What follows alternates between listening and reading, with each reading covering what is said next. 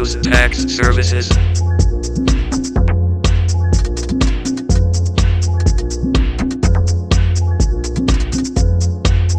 Symbios Tax Services.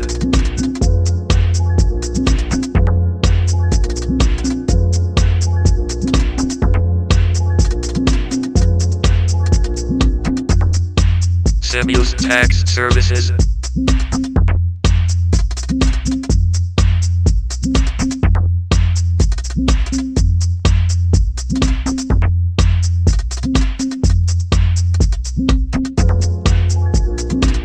Symbios Tax Services.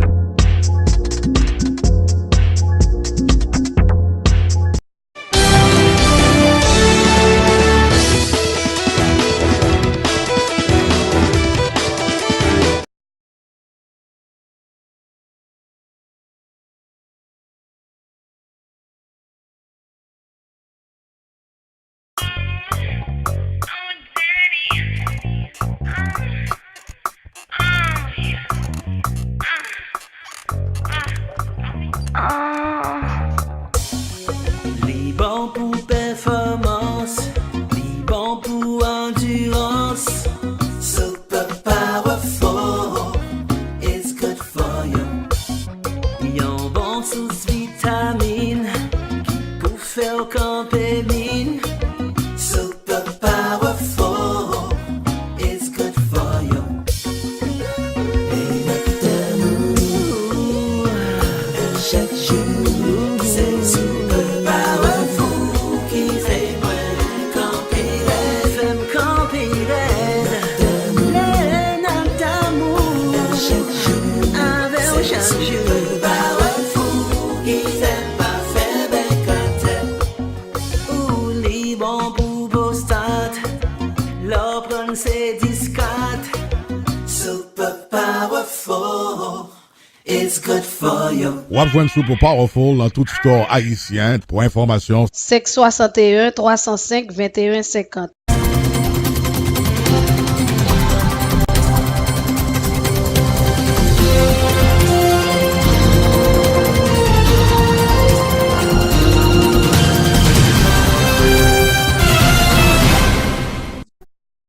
Février 2015. C'est Pierre Saint-Sauveur que moi toujours dit son vulgarisateur. C'est Pierre Saint-Sauveur qui est avec nous sur le chapeau de Haïti Parle. Nous connaissons que avec Haïti Parle longtemps, très longtemps. Nous connaissons aussi que c'est Sauveur moi, il passé l'hiver ici en Floride, même toujours collaborer, toujours. Et dans la collaboration, nous devons chercher, parce que nous faisons histoire, tout avec nous. Mais, moi, je viens avec un livre très, très, très rare. Le livre là, c'est une réunion d'aller. Et puis, il y a son réunion sur la santé d'aller. Et puis, il y a 20 livres là. Et puis, m'acheter le livre là. Bien sûr, il y a des barèmes qui là, tout le monde dit qui livre lié. Ce n'est pas facile pour joindre parce que son livre très rare. Alors, livre d'arrivée, les plantes qui guérissent. Et puis, tout le monde qui collabore dans livre ça, pas bien aucun docteur fait à l'année, pas bien, ce sont tous des médecins et des pharmaciens. Alors, ça me met avec le livre là, et m'appelle Coton Timo Soboumou. Parce que si moi je fais tout le livre là, c'est bien content, même pas quoi, non, peu de temps encore il me reste ici, et ma piéton passer à travers tout le livre là. Donc nous voyons que les dimanches, nous allons gagner un vulgarisateur qui va mettre nous au courant de ce que tout bagage qui fait dans la médecine actuelle là, il passe par là. Il passe par là de découverte. Alors, nous avons commencé par dire que le monde qui fait la sortie, il fait remerciement. Mais, moi, je cité trois noms de médecins, de pharmaciens. Mais m'a montré toutefois, et m'a montré toutefois que remerciement et auteurs de l'affaire, ce sont tous des gens de médecine, c'est-à-dire que médecins, pharmaciens. Or, ma introduction pour nous, parce que si je dis à nous avons une médecine scientifique, si je dis à nous fait en pile progrès dans le domaine de la médecine, mais ça a commencé par là. Alors, l'introduction, l'ancien et médecine moderne. Les plantes qui guérissent, alors c'est le nom du livre, les plantes qui guérissent est un guide pratique qui vous permettra d'utiliser un large éventail de végétaux à vertu curative. Le présent ouvrage répertorie les 100 plantes médicinales reconnues pour leurs usages ancestraux. Alors, il dit reconnues pour leurs usages ancestraux. Ça ne date pas d'aujourd'hui. Hein? Pour chacune d'elles, vous trouverez un léger historique, un rappel des croyances populaires qui l'entourent ainsi que son usage thérapeutique. L'ouvrage est étayé des plus récentes données scientifiques qui confirment ses bienfaits et mettent en garde contre certains de ses usages. Alors, je dis comme ça que l'homme en a fait avec telle feuille, et ça a été fait longtemps, il vient confirmé par la science. L'Organisation mondiale de la santé estime que les 2/3 de la population mondiale, soit 4 milliards de personnes, ont recours à des plantes médicinales comme premier remède. Et Dieu seul sait si dans le pays, nous faisons ça. C'est pour cette raison, le livre La Vie est intéressant, nous faisons ça dans le pays, Les détracteurs reconnaissent que la guérison par les plantes joue un rôle premier plan dans les soins de la santé du tiers-monde, c'est ce que je viens de dire. Mais lui refusent une place dans la médecine moderne, médecine de laboratoire à la fine pointe de la technologie. Alors, moi je dis comme ça, ce sont des médecins, des pharmaciens qui parlent, ce ne sont pas des gens où la caillou, docteur Feuille qui parlent, ce sont des scientifiques qui parlent. Ces personnes devraient revoir leur jugement. Aux États-Unis, 25% des ordonnances contiennent des substances actives dérivées de plantes et chaque omnipraticien, c'est-à-dire chaque médecin qui n'est pas spécialiste dans le domaine, et chaque omnipraticien en prescrit en moyenne 8 par jour. Quant aux détracteurs les plus virulents, ils utilisent eux-mêmes des plantes médicinales tous les jours, souvent sans le savoir. Alors ici, on met en grand titre café, cola ou chlorophylle. Vous êtes-vous soigné avec des plantes médicinales dernièrement? Savez-vous que vous vous servez fréquemment d'herbes à propriété thérapeutique? Avez-vous commencé votre journée avec un café ou du thé?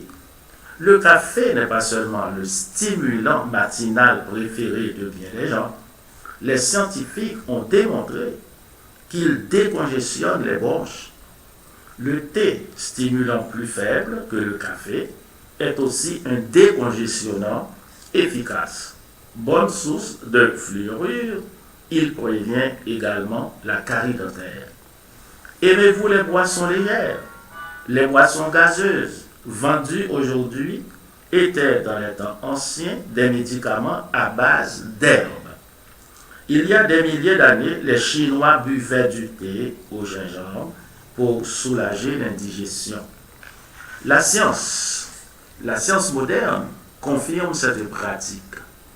Durant l'époque élisabéthaine, c'est-à-dire en Angleterre, alors durant l'époque élisabéthaine, les Britanniques créèrent leur propre remède contre les maux d'estomac. Une boisson gazeuse à base de gingembre appelée ginger beer ou ginger ale. Le Coca-Cola à base de cola a d'abord été utilisé à titre d'essai comme un remède à base d'herbe dans les cas de céphalée. Il a été inventé durant les années 1880 par un apothicaire d'Atlanta aux États-Unis qui gardait en inventaire la noix de cola. D'ailleurs, les médecins du 19e siècle prescrivaient cette dernière pour traiter les troubles respiratoires. Un article du Journal of the American Medical Association a récemment suggéré de faire boire du cola aux enfants asthmatiques à des fins préventives. Au restaurant, votre assiette est-elle souvent garnie de brins de persil? Cette herbe se classe parmi les herbes à vertu curative. Dans le passé, les gens avaient l'habitude de mâcher du persil afin de se rafraîchir la laine après le repas. Cet aromate a une forte teneur en chlorophylle, substance que l'on retrouve souvent dans les chewing-gums ou les autres produits à la chlorophylle. Certains restaurants offrent à leurs clients une pastille à la menthe à la fin du repas. Cette coutume remonte à l'époque où les gens sirotaient du thé à la menthe après les festins pour bien digérer. Elle est confirmée aujourd'hui par la science moderne. Des origines à aujourd'hui, alors il va remonter dans le temps pour montrer où plantio, pour faire l'origine des plants, c'est-à-dire comment ça a commencé. Qui d'entre nous n'a pas une armoire à pharmacie pleine de médicaments? Savez-vous que le mot drogue est étroitement lié à la guérison par les plantes? Le mot drogue vient en effet de l'allemand Droge, qui veut dire sec, comme dans l'expression faire sécher les plantes, la première étape dans la préparation des plantes médicinales. Mais ce n'est pas la seule origine du mot. Bon nombre de médicaments que l'on a à la maison sont à base de plantes médicinales. À l'origine, l'aspirine était fabriquée à partir de deux herbes médicinales, l'écorce de saule blanc et la reine des prés.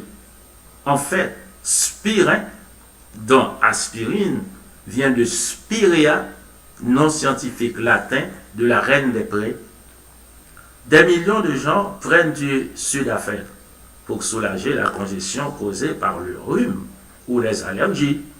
L'un de ces constituants actifs, le pseudoéphédrine, a été développé à partir de l'herbe médicinale la plus ancienne, le mawang. Cette plante fut prescrite par les médecins chinois pendant plus de 5000 ans pour soulager la congestion de la poitrine. Il y a des milliers d'années, on a découvert que plusieurs aromates aidaient à soulager les douleurs dentaires.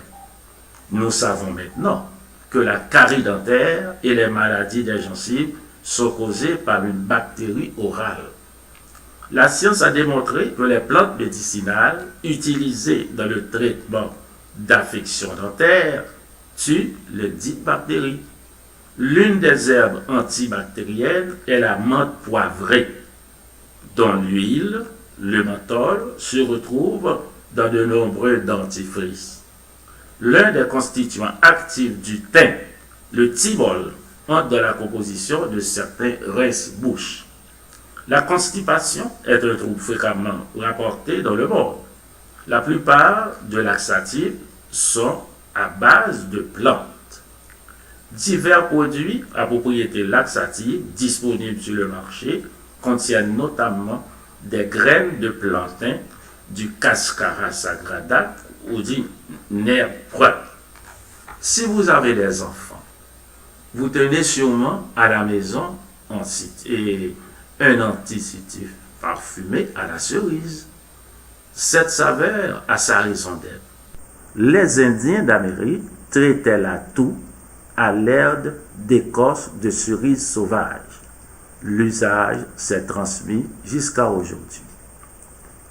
Le trou noir de la médecine. Les médecins européens prescrivent souvent des herbes médicinales de pair avec des produits pharmaceutiques ou pour les remplacer. En Amérique du Nord, certains médecins adhèrent à cette pratique, bien que la plupart d'entre eux restent incrédules, voire hostiles à l'herboristerie. Pourquoi? Alors, l'herboristerie, c'est les plantes médicinales. La réponse est simple.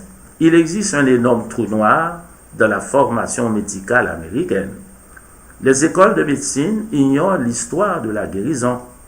La plupart des futurs médecins n'apprennent pas que jusqu'au XXe siècle, les médicaments étaient fabriqués à base de plantes. Les professeurs de pharmacologie mentionnent rarement qu'un fort pourcentage de médicaments vendus aux États-Unis sont dérivés de plantes.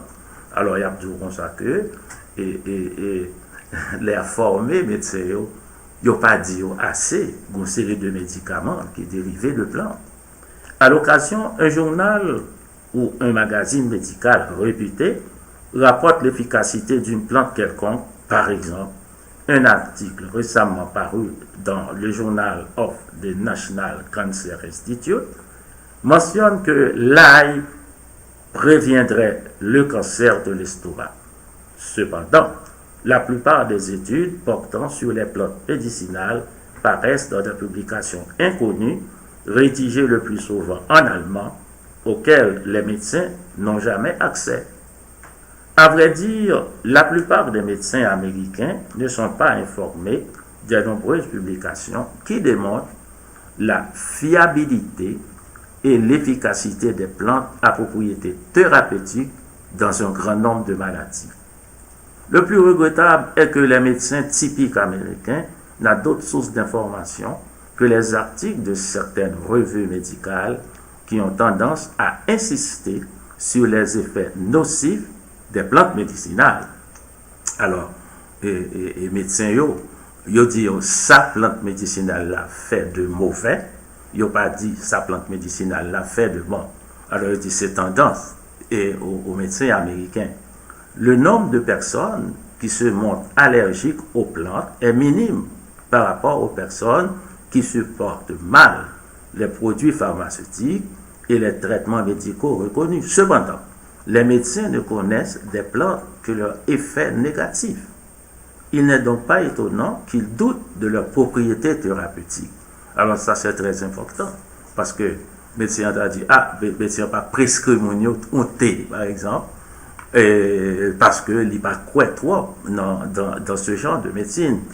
Heureusement, l'opinion commence à changer grâce à la publication de nombreuses recherches sur les plantes médicinales dans des revues de prestige. Des spécialistes des maux de tête recommandent aujourd'hui le Matricare pour prévenir les migraines après que plusieurs études fortement publicisées ont démontré son efficacité. Bon nombre de médecins suggèrent aujourd'hui de consommer du gingembre afin de prévenir le mal des transports et les nausées provoquées par le traitement de chimiothérapie. Une étude publiée dans la célèbre revue médicale britannique Lancet démontre en effet que le gingembre prévient mieux les nausées que le traitement standard à la dramamine.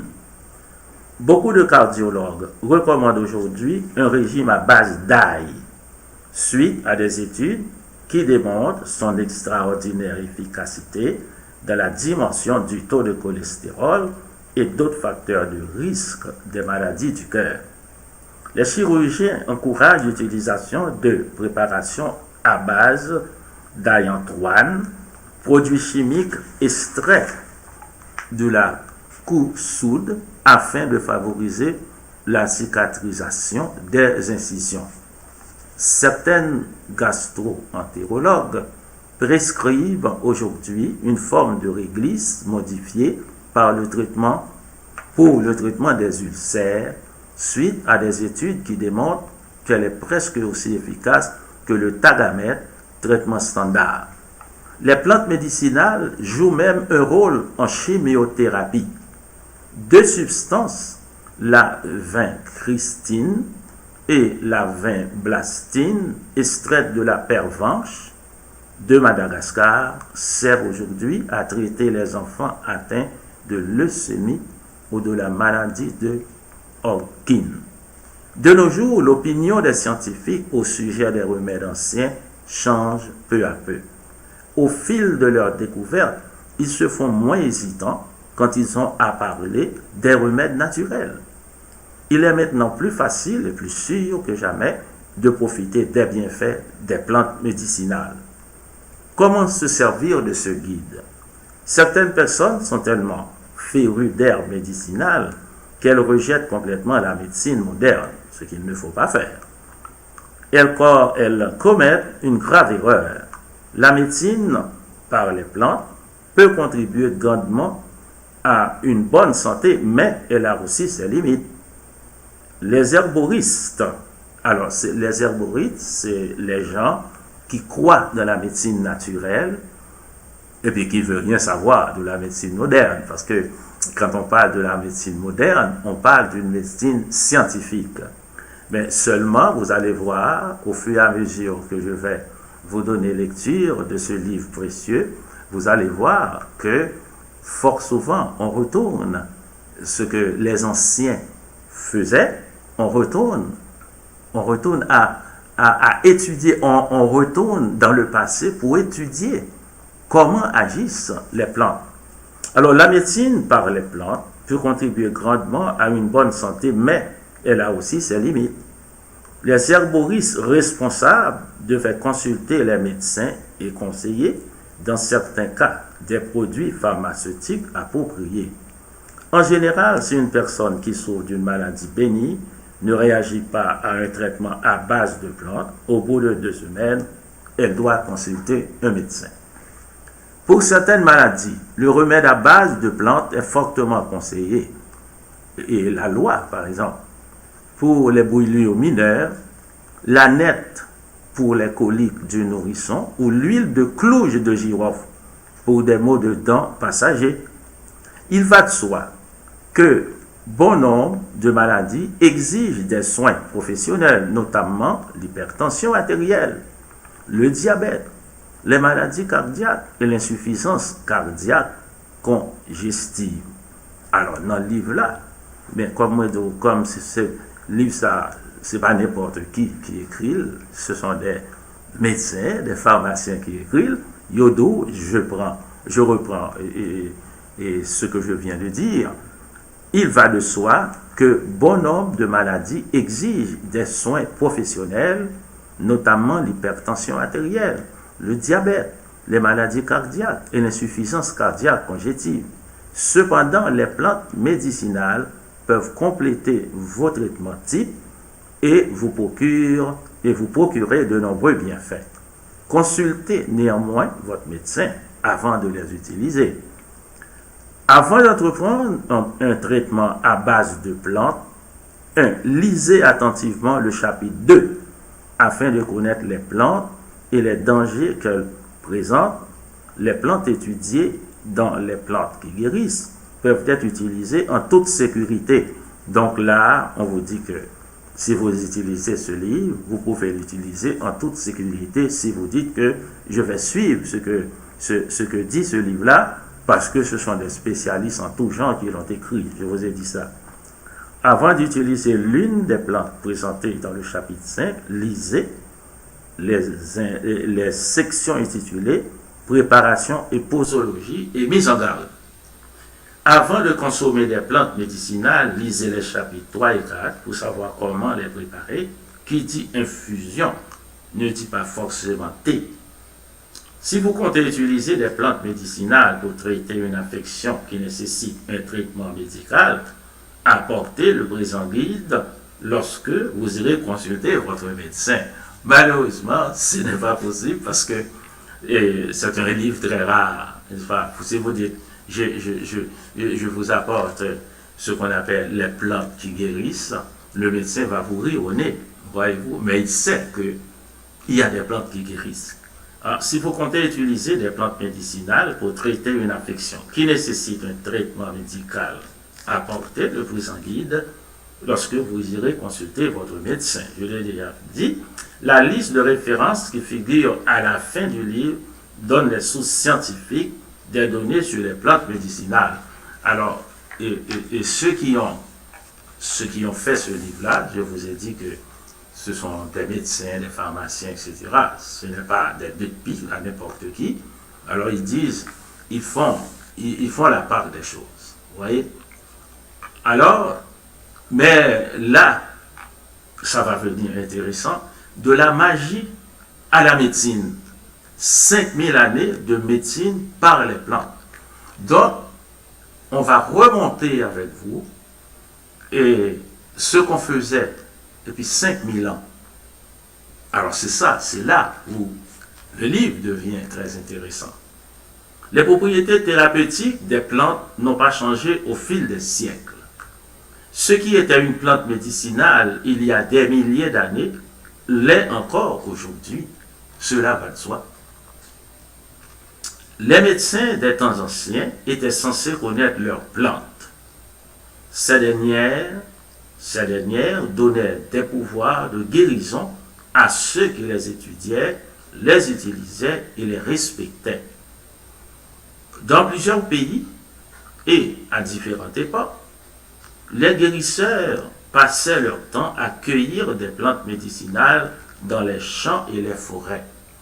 Ils se souvenaient de ce qu'ils apprenaient et transmettaient leurs connaissances. Ce savoir accumulé au cours des siècles nous est donné en partage. Aujourd'hui, les herbes que nous choisissons de planter pour soulager certains maux et malaises sont sûres et efficaces. Cependant, les usages abandonnés au fil des ans restent fascinants.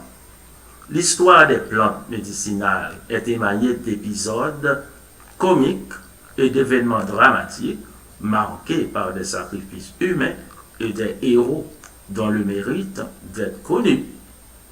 Avant d'aller plus loin, nous devons répondre à une question essentielle. Qu'est-ce qu'une plante médicinale? Alors je reprends. Avant d'aller plus loin, nous devons répondre à une question essentielle. Qu'est-ce qu'une plante médicinale? Le mot plante signifie herbe verte en latin. Théoriquement, les plantes sont des végétaux qui fanent à l'automne. Même si les arbustes et les arbres ne font pas partie de la famille des plantes, plusieurs d'entre eux sont reconnus pour leur usage thérapeutique, notamment l'épine vinaigre, le laurier, l'orme rouge. Pour un herboriste, le terme plante médicinale comprend toutes les plantes qui ont des propriétés thérapeutiques. Alors, propriété thérapeutique, ça veut dire que, une plante qui peut guérir. C'est ça qu'on appelle propriété thérapeutique. Les animaux se soignent avec des plantes. Et c'est vrai. Et c'est vrai, moi, j'ai vu, et ici, par exemple, c'est moins évident parce que les animaux sont enfermés dans une maison, etc. Moi, j'ai vu en Haïti des animaux qui mangeaient des plantes. Et c'est instinctivement qu'ils allaient manger cette feuille-là, instinctivement, parce que les feuilles étaient des thérapies pour eux. Alors les animaux se soignent avec des plantes. Les plantes médicinales qui nous sont familières aujourd'hui existaient bien avant l'apparition des premiers humains sur la Terre. C'est fort ça. On ne sait combien de temps il a fallu à l'homme pour découvrir le pouvoir curatif des plantes, mais certains sites préhistoriques en Irak révèlent que l'homme de Néandertal utilisait déjà l'achillée, la guimauve et d'autres plantes médicinales il y a 60 000 ans. Et puis moi, quand je regarde ces choses du passé, disons, avec des cadavres, etc., on sait que, surtout chez les Égyptiens, il y avait des plantes, mais qu'on ne connaît pas encore aujourd'hui. On ne sait pas comment. Et maintenant, on sait que si on peut conserver un cadavre, et avec quelle matière le faire, mais à cette époque-là, il y a des momies qui sont là, mais la science d'aujourd'hui ne peut pas expliquer ça. Du temps des hommes préhistoriques, les animaux mangeaient certaines herbes, je l'ai déjà dit. Nos ancêtres en firent l'essai à leur tour et constatèrent bien souvent qu'elles avaient des effets étranges. Selon la plante qu'ils consommaient, ils se sentaient très vifs ou complètement assoupis. Tantôt, ils bénéficiaient de son action laxative, ou bien, au contraire, de ses effets diurétiques. Les herbes qui provoquaient de telles réactions étaient confiées aux prêtres chamaniques de la préhistoire et furent un peu plus tard utilisées par les médecins. Alors ici, là, quand on dit aux prêtres chamaniques, il ne faut pas voir le mot prêtre comme on le voit aujourd'hui. Les prêtres catholiques, bon, les pasteurs catholiques, on les appelle prêtres, mais ce n'est pas la même chose. Ce n'est pas du tout la même chose. Ici, on est dans la préhistoire, alors on dit aux prêtres chamaniques. Qu'est-ce que c'est qu'un prêtre chamanique? Ce n'est pas un prêtre qui s'occupait de religion du tout. C'est quelqu'un qui était dans ce domaine. On l'appelait un chaman. Voilà. L'observation du comportement des animaux continue de servir à l'homme aujourd'hui. Récemment, des naturalistes du parc national Gombe, en Tanzanie, ont remarqué que des chimpanzés malades mâchaient des feuilles d'un arbuste appelé Aspilia. Par la suite, les scientifiques découvrirent que les feuilles de l'arbuste contiennent un antibiotique puissant, la thiarourine A. Magie aromatique. Les premiers humains étaient également séduits par les arômes des plantes médicinales. Ils frottaient des herbes fortement odorantes sur leur corps afin de repousser les insectes et masquer leur odeur aux animaux qui les terrifiaient ou qu'ils chassaient. Ils se parfumaient aussi à l'aide d'herbes odorantes pour séduire leurs partenaires. Pourtant, ce sont des herbes malodorantes qui ont joué un rôle de tout premier plan dans la guérison. Les premiers humains utilisaient le romarin, le thym, le pissenlit et à peu près toutes les épices à usage culinaire pour masquer l'odeur des viandes pourries. De nos jours, les herbes et les épices ne servent plus qu'à relever le goût des aliments. Mais pour nos ancêtres préhistoriques, l'arôme n'entrait pas en ligne de compte dans la conservation des aliments. Durant la préhistoire, l'homme n'avait pas la possibilité de réfrigérer les aliments. Par conséquent, les viandes pourrissaient très vite. La moisissure détruisait aussi les précieuses réserves de nourriture. Aussi, les premiers humains apprirent à leur détriment que manger de la viande pourrie peut rendre malade et même provoquer la mort. Il est évident que tout au long de la préhistoire, les chasseurs et les femmes déposaient les viandes en état de putréfaction sur un lit de menthe sauvage, de sauge, de basilic ou de toute autre plante aromatique dans l'espoir que l'arôme des plantes utilisées masquerait leur odeur nauséabonde. Non seulement ils la masquaient, mais ils retardaient le processus de pourrissement. L'école de l'expérimentation. Nos ancêtres découvrirent aussi les vertus des plantes médicinales en faisant l'essai. Alors, quand on parle de nos ancêtres, il ne s'agissait pas d'Américains, de ci, de ça. Les ancêtres, nos ancêtres, là, on parle de l'humain. Quel que soit sur le continent où ils se trouvaient, on les a appelés nos ancêtres. Car vous savez, l'Amérique est venue très tard après.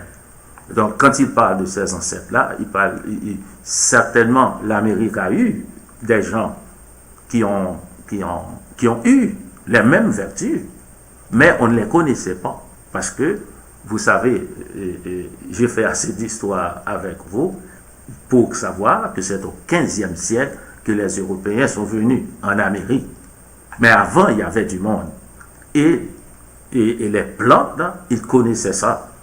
C'est pourquoi devant la médecine moderne, il y en a qui hésitent parce qu'ils connaissaient un tas de choses, voyez-vous. Et maintenant, c'est la science qui nous fait connaître ces choses-là, mais autrefois, c'est par instinct d'eux, voyez-vous. Et ils faisaient des essais avec des plantes, puisqu'il n'y avait pas de médecine, encore de médecine scientifique, donc ils essayaient toutes sortes de choses. Alors, et ils apprirent, alors on parle ici, et nos ancêtres là, quand ce livre dit nos ancêtres, il ne parle pas de telle ou telle région, il parle des gens qui habitaient sur la terre, voyez-vous. Donc, et vous allez voir qu'on parle beaucoup aussi des Chinois, vous voyez, parce que nos ancêtres, quand ils disent ça, ils ne parlent pas de blancs, de noirs, de ceci, de l'asiatique, des américains, non. Nos ancêtres, c'est-à-dire les gens qui habitaient à cette époque-là la terre. Alors, je reprends l'école de l'expérimentation. Nos ancêtres découvrirent aussi les vertus des plantes médicinales en faisant l'essai. Ils apprirent ainsi à leurs dépens que certaines plantes guérissaient alors que d'autres sont nocives. Ça, on le connaît dans notre pays, il y a des plantes nocives. Vous voyez, alors, et quelquefois, les Hungans ou ceux qui disent qu'ils connaissent les plantes, et quelquefois, ils font des malheurs aussi, pour la bonne et simple raison. Et même s'ils ont une connaissance de la plante, mais ils n'ont pas étudié l'évolution de cette plante-là. Et moi, ce que je regrette, on aurait pu avoir en Haïti, et nous avons en Haïti ce qu'on appelle la tradition. Et puis il y a un tas de plantes que nous connaissons, mais il y a d'autres que nous ne connaissons pas. Alors, ils avaient peu de contrôle sur leur corps et sur leur milieu. Leur espérance de vie était à peine 30 ans. C'est vrai. À peine 30 ans. Les gens qui arrivaient à 40, 50 ans, c'était rare que quelqu'un arrive à 50 ans. Leur vie était tellement pleine de dangers et de découvertes dangereuses, parfois fatales, que tout ce qui permettait de maîtriser un tant soit peu les événements revêtait une aura de magie. Alors voilà, vous voyez, aujourd'hui, on connaît un tas de choses par la science, par le développement de la science. Mais fort souvent, à cette époque-là, et je ne peux pas rentrer de dire c'est la préhistoire, il y a des époques et plus modernes que ça. Si nous prenons dans notre pays, voyez-vous, en Haïti, et c'est pas en Haïti seulement, il y a des plantes qui ont telle vertu, telle vertu thérapeutique, mais quelquefois on les emploie mal, parce que, à ma connaissance, il n'y a pas une étude comme ça sur la pharmacologie, sur comment est la faune en Haïti. Peut-être ça existe, la médecine par les plantes. Et je vous répète qu'il y a des gens qui s'y connaissent vraiment. Mais, n'ayant pas fait d'études là-dessus, c'est par instinct ils s'y connaissent. Par exemple, ces gens-là peuvent vous dire, ah, toi, vous avez telle chose, eh bien, faites bouillir telle feuille, et puis c'est vrai, si vous faites bouillir telle feuille, ça va marcher, vous voyez, dans notre pays. Alors, on vous dit, les principaux effets thérapeutiques des plantes, tels que les vomissements et les hallucinations, impressionnent beaucoup l'homme préhistorique, qui savait aussi reconnaître leurs bienfaits. Alors, on vous dit, dans l'homme préhistorique, quand on parle de l'homme préhistorique, on parle de la femme aussi. Dans l'homme préhistorique, il y a des manifestations qui se faisaient quand on s'aventurait à prendre telle plante, et puis, quelquefois, on croyait Et peut-être jusqu'à aujourd'hui, on croit encore, c'est le démon, c'est Satan, voyez. Alors, nous ne connaîtrons jamais le secret du paysan de la Chine ancienne qui faisait son thé à partir des petites tiges disgracieuses de Ma-Wang. Alors, Ma, M-A, et puis Wang, H-U-A-N-G. Vous voyez, l'éphédra. Donc, à partir de Ma-Wang, l'éphédra, il faisait des choses. Mais, qu'il n'étudiait pas. Mais, il y a 5000 ans, le détenteur de ce secret découvrit le plus vieux médicament du monde, un décongestionnant ancêtre de la pseudoéphédrine, produit chimique similaire à l'éphédra, toujours utilisé dans les remèdes contre le rhume. Alors on vous parle de l'ancien temps. Et on vous dit que, bon, les gens peut-être employaient telle feuille, mais ils ne connaissaient pas la réaction de ces feuilles. Pourtant, quelquefois, c'était bon, c'était très bon même, et quelquefois, c'était pas tout à fait ça. Alors, nous ne saurons jamais combien de racines les Indiens durent extraire avant de découvrir le gingembre. Il y a plus de 4000 ans. Ni pourquoi les Indiens d'Amérique considéraient que le simifuga pouvait provoquer des contractions utérines. Une chose est sûre, nos ancêtres extrayaient, séchaient, mâchaient, pilaient, frottaient et laissaient infuser les plantes, et c'est en procédant par tâtonnement qu'ils découvrirent la grande majorité des plantes médicinales utilisées de nos jours. Ça veut dire, c'est ça l'importance de ce livre. Alors, c'est au fur et à mesure que je viendrai avec le livre très rare que je vous dis, et que je viendrai avec des faits. Vous allez voir que ça a eu un peu de tâtonnement aussi au point de vue médicinal. Des cultures différentes et des plantes similaires. Le principe du tâtonnement est d'autant plus surprenant que des cultures éloignées de plusieurs milliers de kilomètres ont abouti aux mêmes conclusions en ce qui concerne l'usage des plantes médicinales.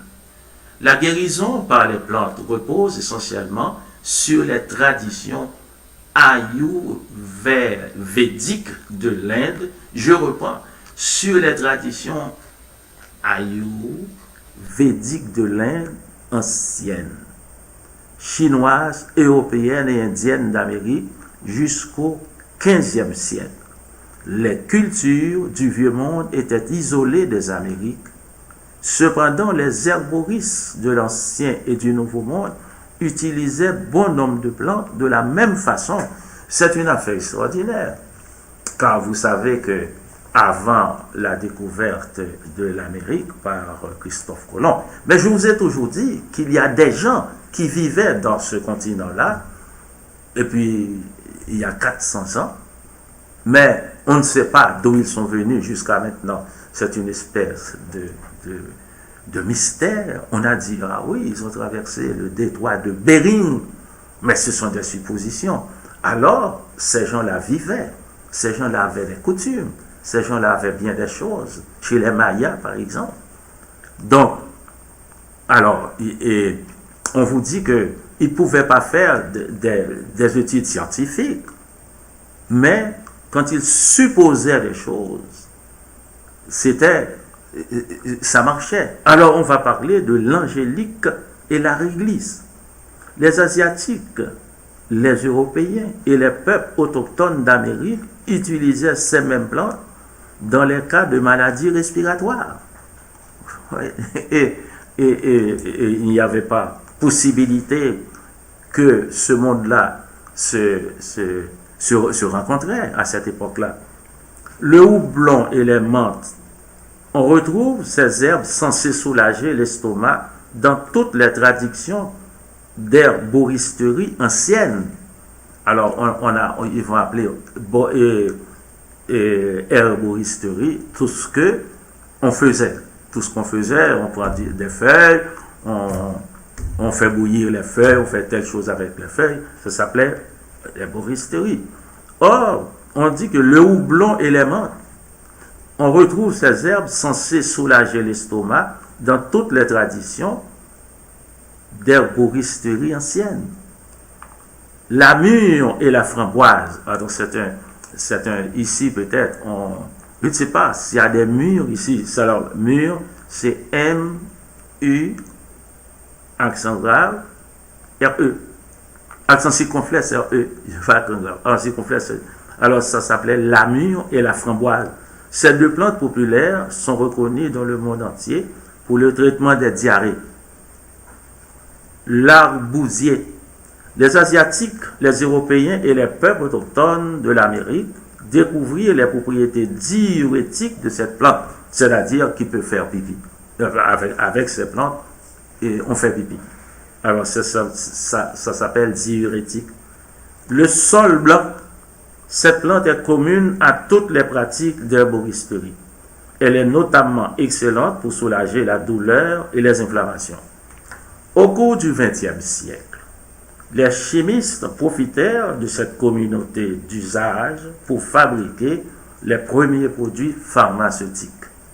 Selon un rapport publié dans le journal Science, 74% des médecins sur ordonnance dérivée des végétaux supérieurs attirent l'attention des compagnies pharmaceutiques en raison de leur utilisation en médecine traditionnelle. Maintenant, ils arrivent à un chapitre hommage aux sages-femmes. Vous savez ce que c'est le sage-femme, mais il n'existe presque plus de sages-femmes. L'histoire médicale rapporte les découvertes des grands hommes, notamment Hippocrate, le père de la médecine, Alexandre Fleming, qui découvrit la pénicilline. Certes, il ne faut pas sous-estimer leur contribution, mais de tout temps, un nombre relativement faible de médecins de sexe masculin ont fait les grandes découvertes et soigné les princes et les rois, alors qu'un grand nombre d'herboristeristes de sexe féminin ont offert leurs soins au petit peuple. Donc, les femmes ont joué un rôle, mais on n'en parle pas beaucoup, parce que ces herboristes, alors on peut les appeler herboristes de sexe féminin, ont offert leurs soins au petit peuple. Mais quand l'herboristerie alors celles qui étudient, qui comprennent les plantes, alors de sexe féminin, dont les femmes, on n'en parlait pas. Or, les guérisseuses ont été diversement nommées sage-femme, femme sage, femme verte, sorcière, vieille épouse et infirmière. La plupart des médecins n'ont jamais pris la médecine populaire au sérieux et les scientifiques font de la sagesse populaire une histoire de vieilles femmes. Un fait demeure, les femmes dépourvues de connaissances médicales fournissent encore aujourd'hui la plupart des premiers soins de santé dans le monde. Même aux États-Unis, beaucoup de gens consultent les médecins en dernier ressort. La profession médicale fait valoir que le médecin de famille devait être notre premier fournisseur de soins de santé. Cependant, des études démontrent qu'avant de se rendre chez le médecin, environ 90% des gens consultent un ami, un membre de la famille et essentiellement des femmes. Voyez-vous? Et je suppose que c'est vrai parce qu'on appelle, est-ce qu'on connaît tel bagaille qui fait une tabouille, etc. Et puis quelquefois ça marche. Les femmes ont également toujours été les premières bénéficiaires des soins de santé. Aujourd'hui, on estime que les 2/3 des consultations chez le médecin et les 3/4 des ordonnances leur sont attribuables. Ce n'est pas un hasard si, au cours des siècles, un grand nombre de plantes ont servi à calmer les douleurs abdominales, déclencher les règles, provoquer les avortements, favoriser l'allaitement maternel et favoriser l'allaitement maternel, ou au contraire, le sévrage, soulager les coliques du nourrisson et la diarrhée infantile, l'une des premières causes de mort infantile dans le monde. Tels étaient les maux les plus courants que les femmes dotées de pouvoir de guérison avaient pour mission de soulager. Parfois, des femmes herboristes sans aucune connaissance médicale initiaient des médecins à former à l'université à leur technique de guérison par les plantes. Ainsi, une guériseuse révéla à un médecin britannique les secrets de la digitale pour traiter les cas d'insuffisance cardiaque. La digitale contient en effet de la digitaline, médicament reconnu pour le cœur. Pourtant, les médecins n'avaient bien souvent que du mépris pour les guérisseurs qu'ils considéraient comme les praticiens ignorants d'une médecine de bas étage. On ne peut pas dire que l'opinion de la plupart des médecins sur la médecine par les plantes ait beaucoup changé. Ait beaucoup changé. Donc, ils ne croient pas vraiment. Mais je vous signale que ce livre est écrit par des médecins et des pharmaciens. Et des pharmaciens. Je dois vous le signaler, c'est écrit par des médecins et des pharmaciens. Tout comme on oublie que les plantes médicinales sont à l'origine d'un grand nombre de médicaments encore utilisés aujourd'hui, les sages-femmes sont les guérisseuses oubliées qui nous ont légué leur savoir et le fruit de leur expérience. Ça, j'ai déjà dit ça. Si l'on en juge par le nombre de plantes destinées à traiter les problèmes de santé typiquement féminins, ces guérisseuses méconnues sont les instigatrices des 4 grandes traditions en herboristerie. Cependant, peu d'entre elles font l'objet d'une mention dans l'histoire des plantes médicinales. Alors, je vais prendre une petite pause pour me reposer un petit peu et je vais vous retourner dans quelques minutes.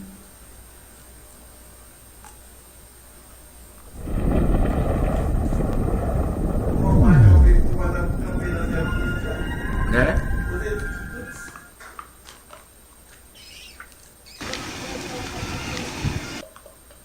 Yo, élément soit fait là. Ma pipi, mon commandant. Ou pas remarquer pas pipi là, l'ami? Oh, mon commandant, excusez, même des sous passé pipi là m'dé, ouais. Bah, il une chance, non. Mathias and George. KBJ. Ouais, ça, besoin d'aller tout neuf pour mal porter, yo. Nous gagnons nation qui a pétré passé. Cause une plus grosse souffrance, c'est la portée. C'est pas dirigé seulement pour te attaquer. Nous tous ces pays liés. Mais faut que nous tous fassions une solidarité. Pour prendre la direction pour nous si n'a progressé. Haïtien son petit peuple qui est beau Dieu toléré. Si c'est pas ça, microbe top fin terrain. Non, pas c'est Matissan. Faka en la gare. Non, arrive pas ce machin. Faka sous des rangs. On fait rassemblement. Pour une solution. C'est pas dit en avant. Pour junior soulagement. C'est Timmy Griffin plimé pour là.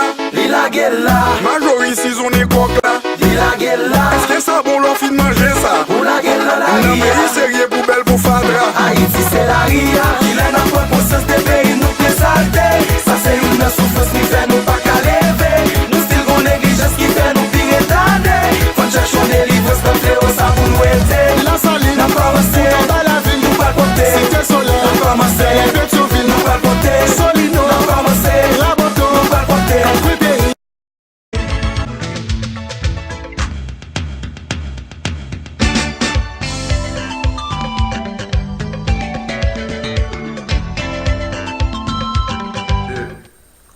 Dans le livre, ça, moi, il y a quelques temps, on va le passer avec nous. Moi, je juge bon pour nous absorber bagayo, pour nous comprendre l'importance de ce livre, parce que ça a venu l'importance de ce livre. Parce que son livre qui gagnait